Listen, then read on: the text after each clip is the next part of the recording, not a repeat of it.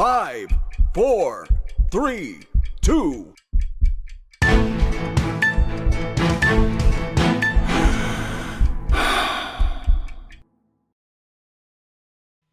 Well, good evening, everybody. This is Jeff with Junior Hockey Advisor. Sunday night, time to start talking hockey. Man, oh man, I got a lot of irritating things I want to get off my chest. I don't go on social media a lot and look and see what quote unquote other people are saying about junior hockey. I spend most of my time looking at players. I spend most of my time talking to people in the industry, but I don't really pay attention to much to. I guess I should be paying more attention to it is what I should be saying. Tonight we're going to cover things that are on the internet, things that are in social media that you got to be careful about. I want to talk about basically information and the truth of the information out there and how to protect yourself on getting correct information and some tips to the idea of how to do this, how to watch, some of these YouTube videos, how to, Twitter, Facebook, whatever it is. There was some disinformation out there, or there was definitely some disinformation, but there's also making sure you understand where people are coming from that are giving you the information you're seeing, because I think that's extremely important too. Hey, listen, we do this every Sunday for the most part. We take some time off here and there. Once again, I'm Jeff Colson. I'm a master certified coach. I work in the industry, been doing this for 35 years, currently working for a North American Hockey League team as a player development director. I've been an owner and NCAA coach. I've been a general manager for multiple junior teams. I've been a coach for multiple junior teams. I've been involved with this for a very long time. And as a parent, I've had both of my kids. One kid won an NCAA national title. The other one won a title in the North American Hockey League. So I've been at this as a parent. I've been at this as a coach and as a person involved with the industry. So I bring this to you to help you understand how the process works. It's extremely important to know how the process works. If you don't really know the process, you can't protect yourself when things start going wrong. So it's important to me that you kind of got that understanding of this. So hey, Charlie in Melville, Saskatchewan, via Massapequa. Thanks for checking in with us. I know we've got a lot more to check in. I will check in with as many as I can as we go along. I hope we got most of the bugs out of the system from last week.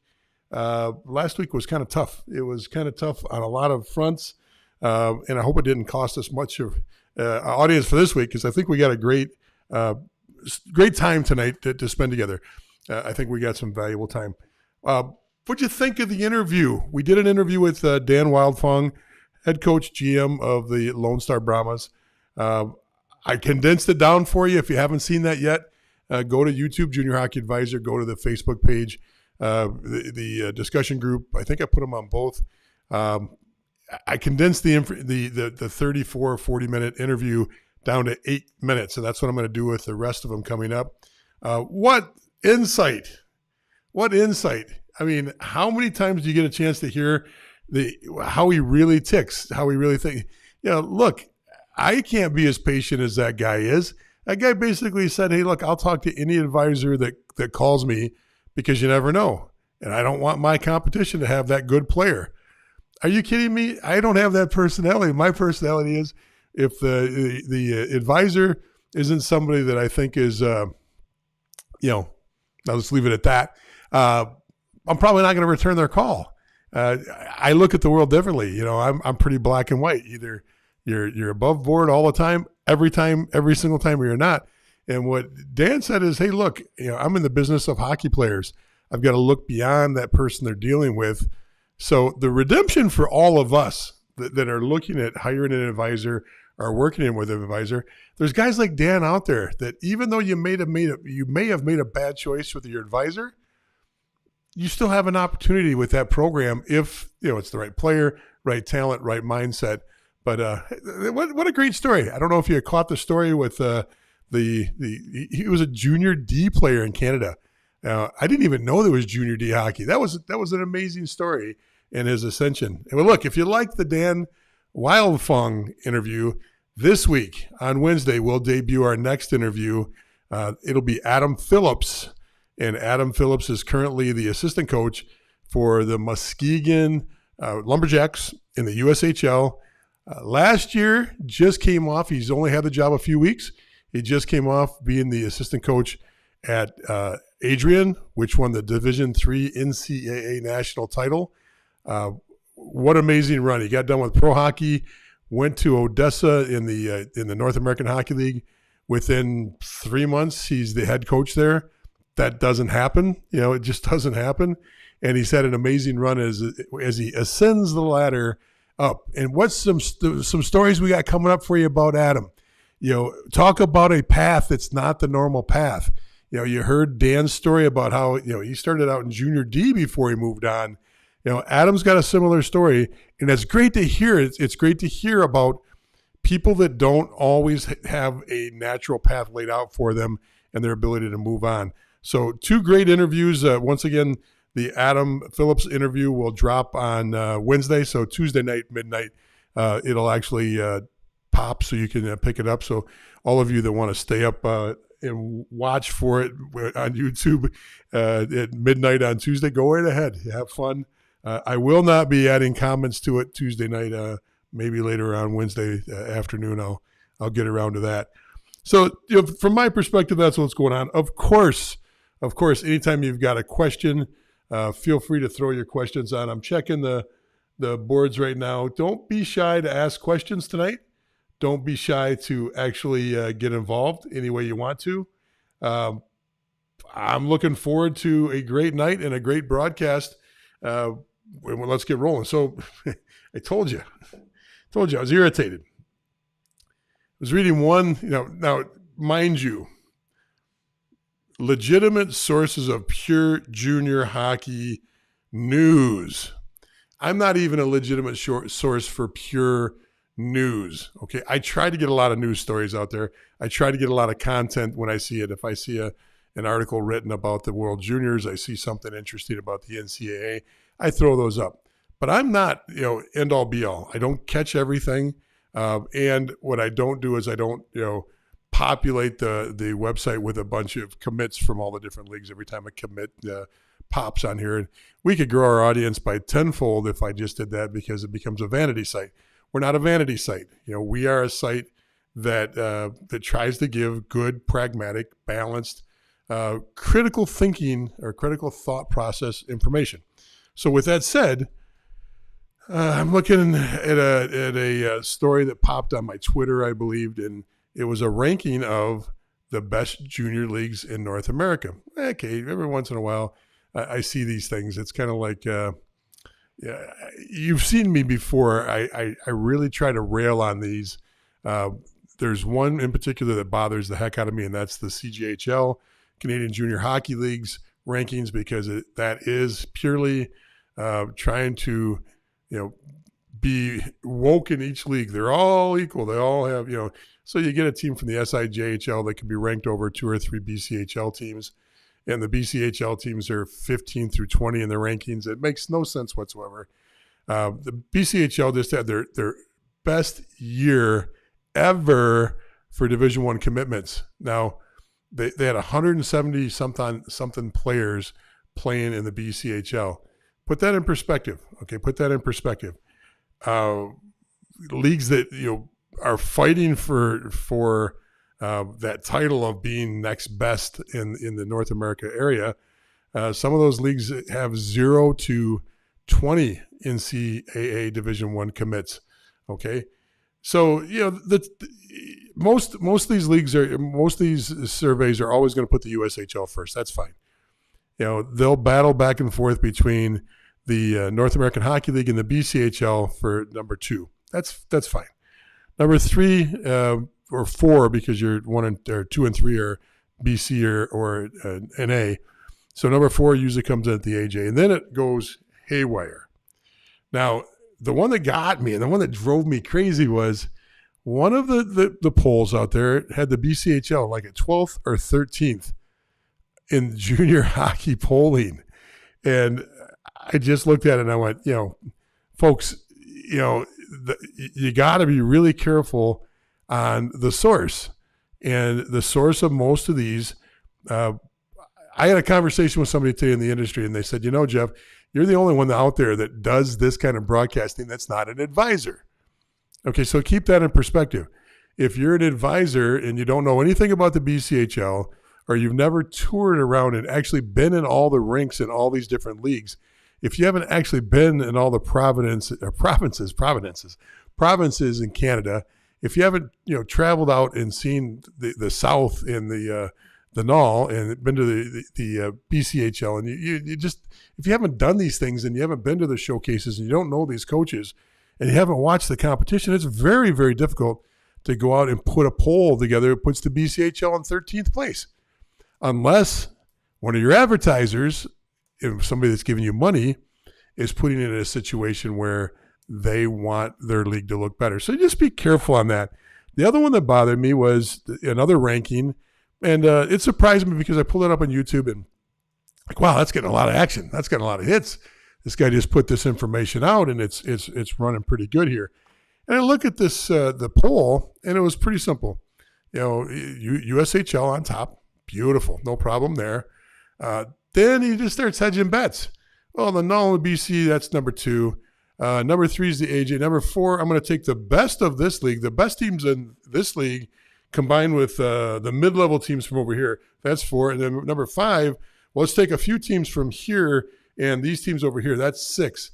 That doesn't work that way. You're ranking leagues. You can't just say, well, the best of this league or the worst of that league and rank them that way.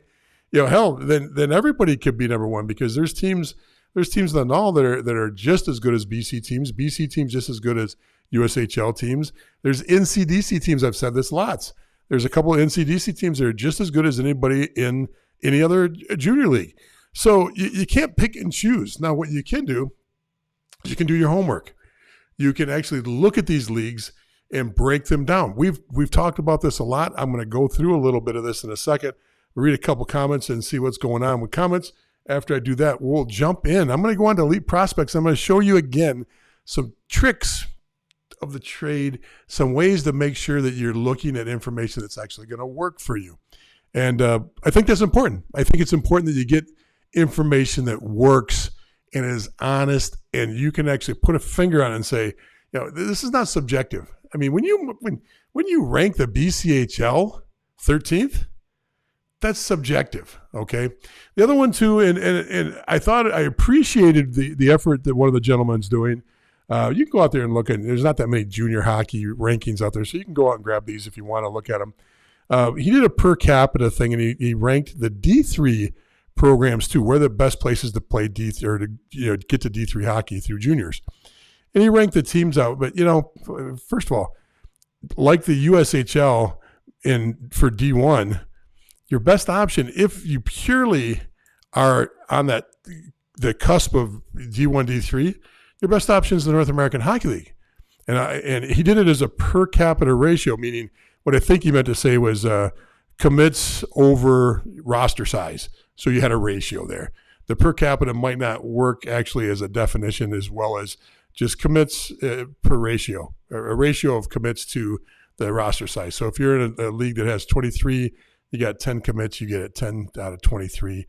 So the thing that bothered me is, okay, if you take the NAL, once you remove the D1 commits, all the kids that are D1, and just take that roster for the kids that are going D3, it's an amazing ratio of D3 to the ratio of the roster. So if 10 kids go to D1, which is highly probable at the North American Hockey League level, but there's still going to be on that roster 3, 4, 5, 6 kids that are going to go play D3. Now they're going to play D3 with the higher level D3 programs. But if you leave that ratio in place the same way, taking away the D1, because the D1 is no longer part of their objective was something else than the rest of the players. So I say that because it's important to know that the North American Hockey League is still a huge producer of D3 talent. And I don't think the person that put this together actually did the homework on the other leagues. I think they just used the information of what they're most familiar with. And that's the thing that you have to be very, very, very concerned about when you hire an advisor, when you listen to this information. if you're only familiar with the EHL, which there's nothing wrong with the EHL, good league. But if you're only familiar with that, rah, good job. Well, a lot of people out there say that the ratio of production for the EHL is the best. Well, once again, use the formula I just used. It's not the best. And in fact, it might be third behind the North American Hockey League and the NCDC. Now, the NCDC produces a heck of a lot of D3 players. So it's not the size of the league. It's the ratio per roster that I'm talking about here. How many players are being placed per roster? EHL's got a lot of teams. That makes a difference too. The other thing I thought was interesting is how high they rate the USPHL Premier. And the reason I have a problem with ranking that league so high is there's 62 teams. That's diluted hockey. It's spread out hockey. And the left and the right never play each other. So you don't really get a good sense across the board of how well that league is. So that's something to be concerned about when you're looking at this. Let's say hi to a few people, and then we'll get over to the elite prospects. So Matt from New Mexico here. Condensed interview was great. I'm glad to hear that. And straight answers from Coach Walfong. We really appreciate that. I'm glad you put that out there.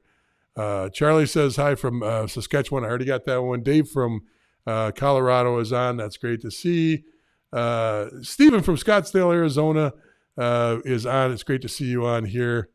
And I'll get to some of the other screens and say hi to some of the people as I go through. I'm looking at all the different ones, trying to get it. You see, that's what the problem with our system is right now, is we used to have all the comments coming in on one screen.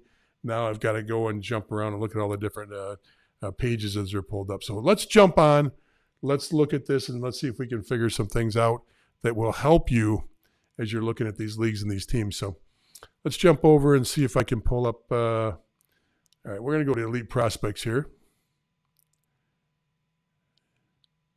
If I can get that up. Okay. So here's Elite Prospects. And as soon as I can get that clear. Okay. Now, here's one of the things social media wise today that I saw. Can I get a picture-in-picture with myself? I don't know if I can or not. I don't need it. I can live without a picture-in-picture. You guys can probably live without seeing me too. Okay. So one of the things that I saw that irked me a little bit was one of the leagues had placed it. I'll be very honest with the league. The league is the USPHL, the NCDC, listed all their NHL connections. Now, they listed 1, 2, 3, 4, 5, 6, 7 players, and they're really pumping the tires that these are NHL connections from the league. And some are legit. I put a name in, and I'm going to see if my system's lagging, I'm just going to talk to you. But I put a name in, and one of the names I put in right away, because my son played with him, is Farabee. Okay, this is Joel Farabee, as soon as he pops up here and populates. Right there he is. Philadelphia Flyers, 2000 birth year. He's already been in the league, 2-3 years, as a 2000. So that should give you a little idea of what talent level this player's at. And once again, this is one of those things, again, where people say, oh, you can't tell at an early age. You could tell. 9 years old, this kid was already, the deal. So 8 years old, maybe 7, I don't know. But it was young. It was very young. So what I want to point out to you here is the USPHL is singing the tune that Joel Farabee was a part of their league. Okay, so if you look right here, first of all, you can see he's 1, 2, 3, 4 years. That's a 2000. 4 years. That's a 22-year-old that's already been in the NHL 4 years and putting up numbers. That's amazing. So 1 year at Boston University. But let's go back up here. He played for the National Development Program, and he got 2 years in with the National Development Program. So his USPHL experience is Selects Academy 16 program. For those of you that know the Selects Academy program and what that is, Selects Academy is a prep school. It's literally a prep school, and it's a prep school that's a high-end prep school. Selects Academy played in the USPHL along with other leagues to get games because they did not at the time. I don't remember exactly what they didn't want to play with the prep league, or the prep league wouldn't let them in, or whatever the case may be. So they played a USPHL schedule along with it might have been an AY schedule. It could have been something else, but they were playing a real, competitive national schedule, and they cleaned the clocks of everybody in the USPHL, and they only did it for a few years. So do you really look at Joel Farabee and say, oh boy, he developed in the USPHL. He went to a prep school that happened to play a part of their games in the USPHL. It's not a development situation, and I find that a little bit irritating. 1, 2, 3, 4 of their kids on the list were selects kids, and some of them were very short-term selects kids.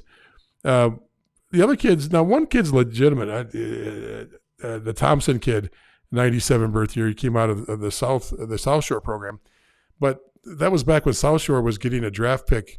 This is EGHL days. They were getting a draft pick a year. It seemed like South Shore was in the EGHL days prior to the USPHL. It was a big deal. Another kid that they got on the list had 13 games, total, 13 games total playing for a USPHL team while he was in prep school. So he had 3 years in prep school, but he played 13 games one season with one of the USPHL junior teams.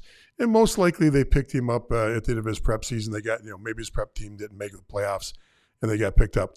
I don't really think that these are players that develop through a league. And I think this is very misleading. That's why taking advantage of things like elite prospects and looking at this stuff is important.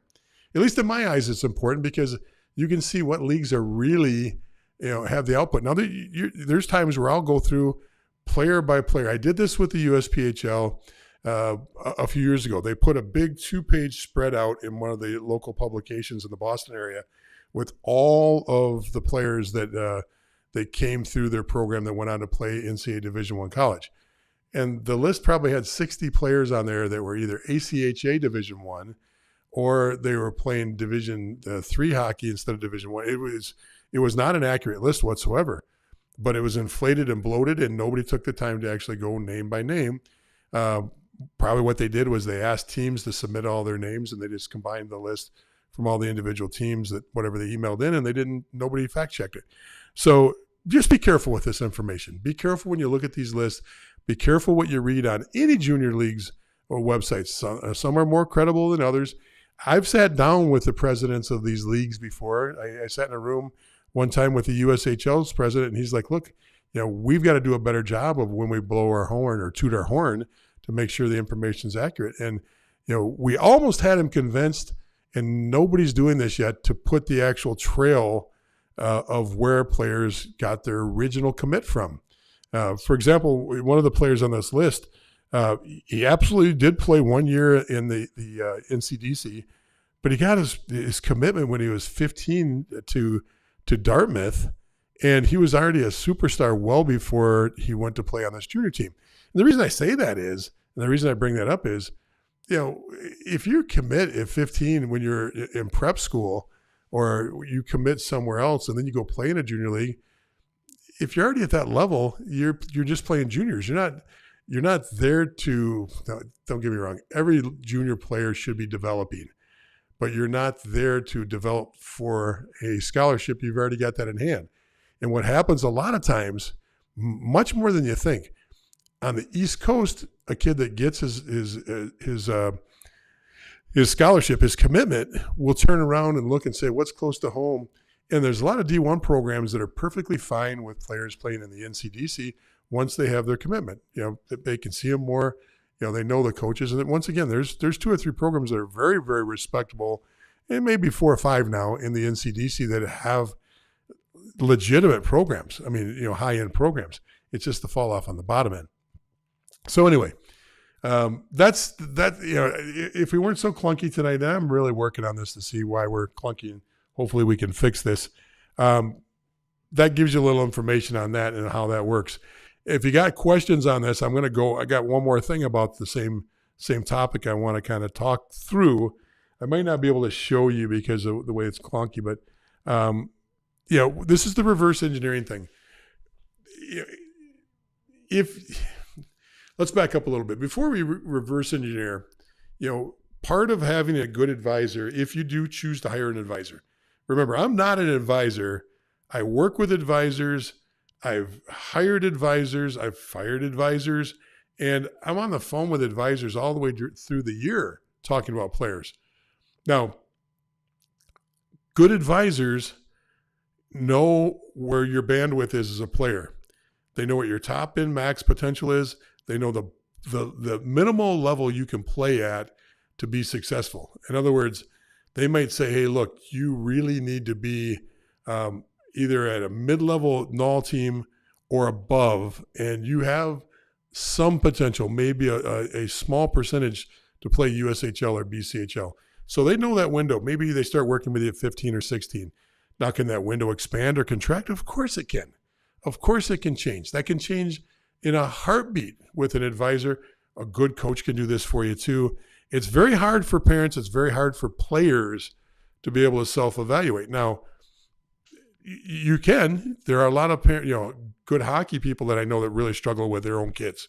I know, I always tried to have 3 or 4 trusted points of reference with my kids to make sure that I wasn't being a hockey dad. I wanted to make sure that I had a good idea of where the top and the bottom of that bandwidth was for my athletes as a parent. It's very difficult to do. That's probably the hardest thing to do as a parent, is to trust everybody else's opinion, because sometimes we look at the world and say, our kids, this good. And then the reality is they're here. And that's very, very difficult for us to deal with sometimes, but it's a gut check. And that's why you get the professionals involved. A professional advisor is worth their weight in gold on giving you that bandwidth.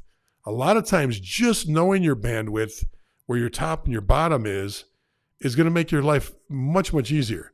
Because if they say, look, you're not going to play in the USHL, there's probably a reason why. Now, here's where it gets difficult, because there's advisors out there that have never talked, or they've only talked to a USHL coach. They've never had a USHL player that talented play in the league.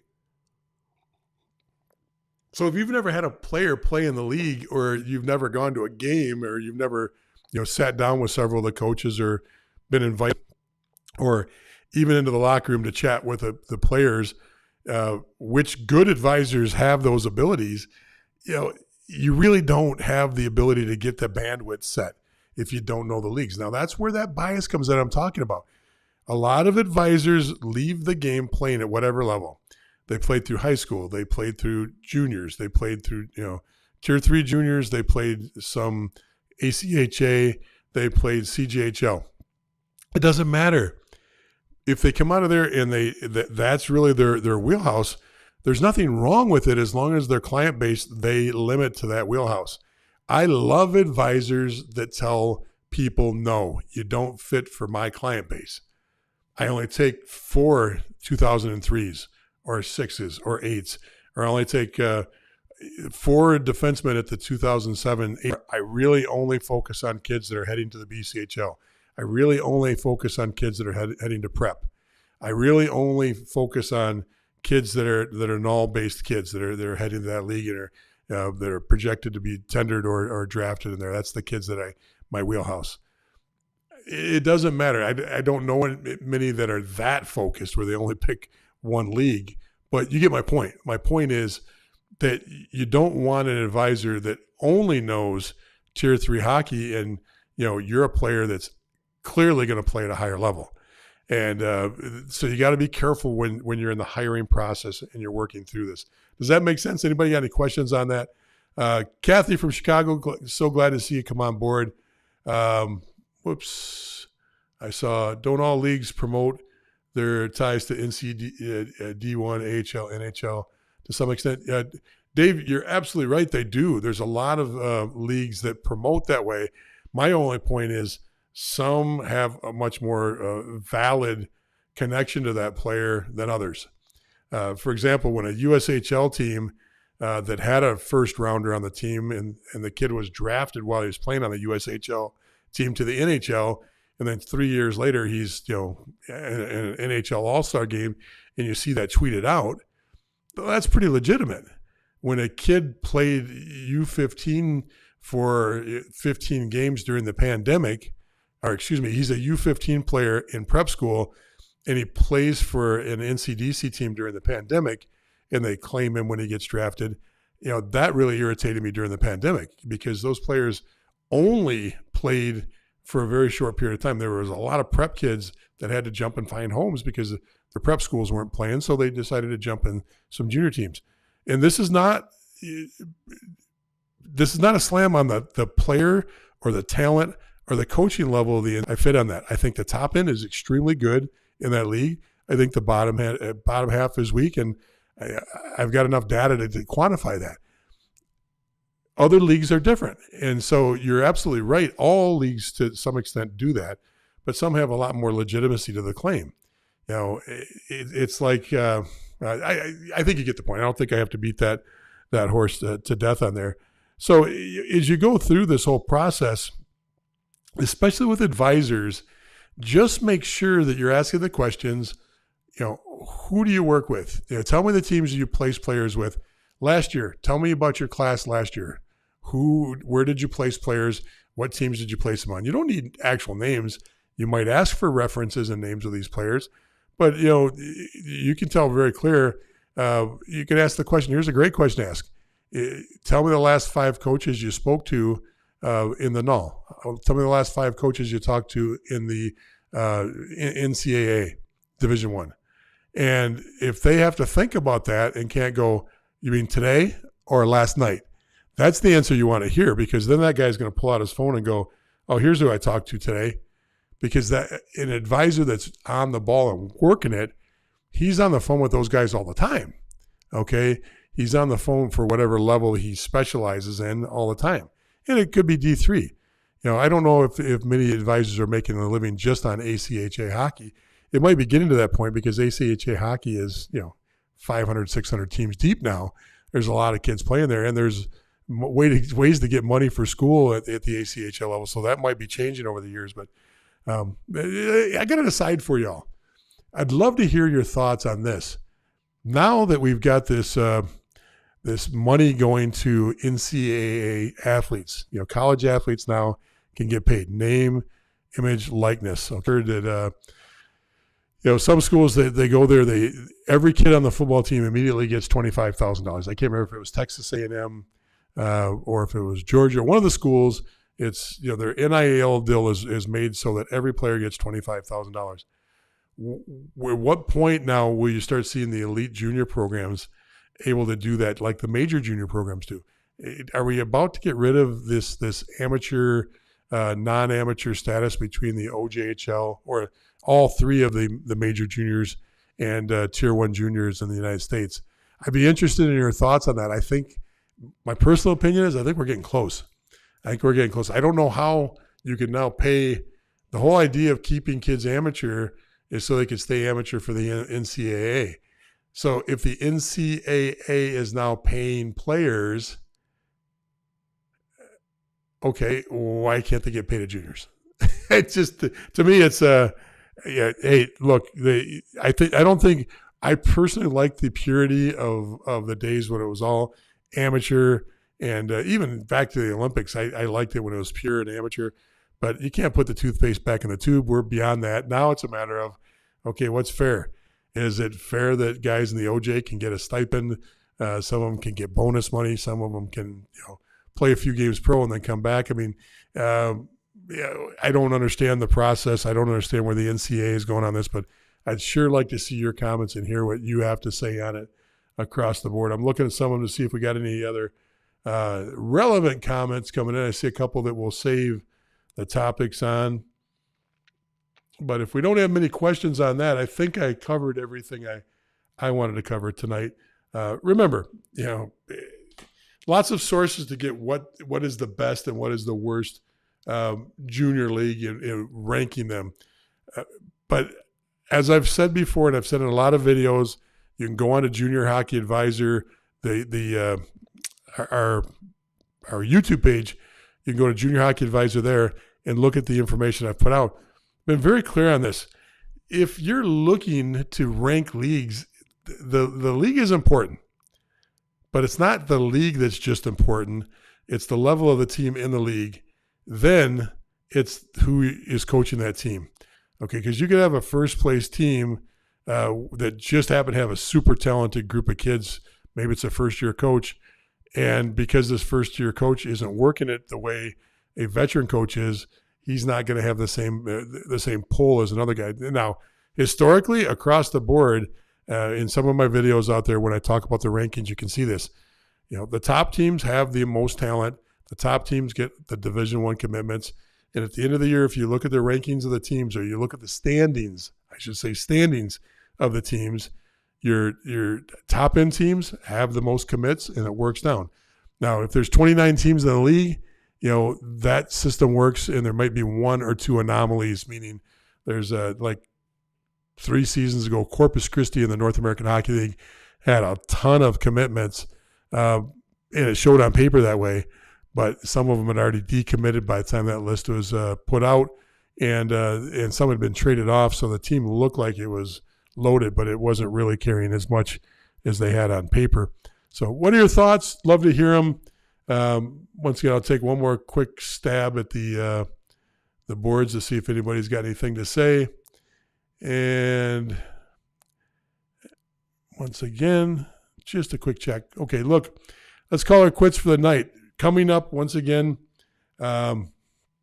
Wednesday, we dropped the Adam Phillips interview. I hope you like that. I'll put the raw interview out, and then I'll condense it down into 8 minutes with Adam Phillips, where we get the condensed version too. Go to Junior Hockey Advisor, the YouTube page, please. Make sure you like and follow that. We got great content. All of our content on all of our different platforms is not the same. You want to go and make sure that you're connected to, if it were me, I'd be connected to our Facebook page and to our Junior Hockey Advisor YouTube page. Twitter's nice, but we don't get, the stories are more shares on the Twitter than it is original content. And LinkedIn is kind of quirky. We don't put as much content on LinkedIn. But thank you so much for joining me tonight. We spent a few minutes together. How far did we go? We went 42 minutes. That's not bad. I don't think we're going to go back to doing hours again. I think 45 minutes is plenty, unless we really get some questions flying through. Hey, look, if your question didn't get answered tonight, and I see a couple questions that just didn't fit the narrative for tonight, I'll put them on the list. We'll get them in next week. Make sure you're DMing me. Make sure you're reaching out and asking me questions during the week. And don't forget, if you get into that crossroads situation where you don't know what to do, maybe it's hiring an advisor. Maybe it's you've already got an advisor and you just got a jammed up situation. There's a big critical decision. You can always sign up on our webpage, Junior Hockey Advisor, for a chaos call. I'm not an advisor, but I'll walk through and lay out everything for you, help you kind of clear the weeds. So if you are working an advisor, you're getting the most out of that relationship. You can work with your coach and get the most out of that relationship. So don't be afraid to ask for some help. I'm here for that, and I'm here to do whatever I can to make this whole process easier for you. Hey, have a great night. Thanks for tuning in. Sorry we're quirky. Again, I'm working on this. We've got a lot of new equipment this year, and trying to get it all fit and working together the right way sometimes is difficult. So we'll see you next week, and have a great week, folks.